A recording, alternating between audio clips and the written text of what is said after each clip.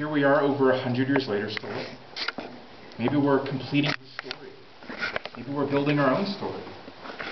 But personally, as someone that has personally helped explore and discover this cave, it's something I believe as well, that I will never see the end of this cave in my lifetime. It makes you think, what rooms have never been seen? What formations we've yet to discover? What we have yet to rediscover? What more can we find out about this park's history based on what we find down here in the cave? I'll take questions here. You got a question? I forgot it. If you remember, let me know. How often do people explore? How often do people explore? The way we're doing it now is there's about 4 days a month where people are allowed to come here and explore. And we do that to really try and lessen our impact to the cave. You know, you think about if we had 100 people down here in the cave every day exploring. You know, you think of all the dust that they'd be kicking up, all the footprints they'd be leaving, so we limit ourselves to that. But to be a cave explorer here, it's all volunteers. You know, a lot of us do it on our days off or after work, but we get people around the world coming here to help us explore the cave. And it's pretty easy to say, over 1,000 people have helped explore this cave. So, Pretty cool. Got a question here? Just like it is with people exploring, how everything is so fragile. Like I know,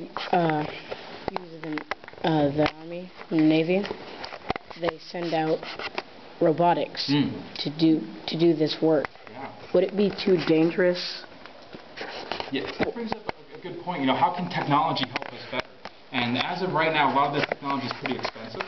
And here, there's still so much of the cave that we humans can fit through, and that's not that fragile. So we can still do plenty of it ourselves. But as we continue to explore, maybe we'll get to the point where we have to use some of that technology. Maybe it's places we can't fit. Maybe it's places too delicate for us to go through. Take a couple more questions down here. Is there like qualifications to go and explore the cave? Yeah, not really. You know, they asked if there was qualifications to become a cave explorer, and there really isn't. If you want to lead an exploration trip, there are quite a few qualifications, but if you want to tag along on one of those trips, it's pretty easy to. Yeah. We'll take one more question down here. Any questions here in the back? Yes. One over here. Of the cave, have people, when you're on a tour, do you often take other tour routes, or is this like the only one you do? Oh yeah, the question was, are there other tour routes? And there's about 3 other tour routes that we'll use in the summer, just so we can get more people to see the cave when it gets really, really busy. Yeah. Well, that's about it here for the tour. Have you guys figured out which passageway we're going to take? Let's put it all over the place. We're actually going to take this one behind us here, so you can follow me down this one. You might be surprised how quickly we'll find those elevators. Elevators? Here? There's an elevator out. Yeah.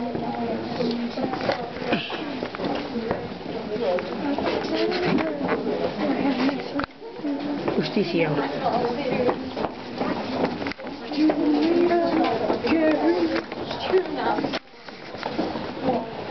That's scary.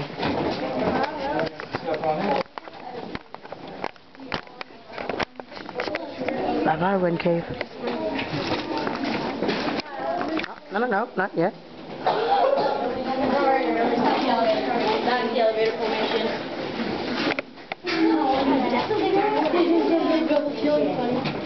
Wow. They keep moving forward. The ceiling wasn't still that way, it was open. And that completes our tour of Wind Cave.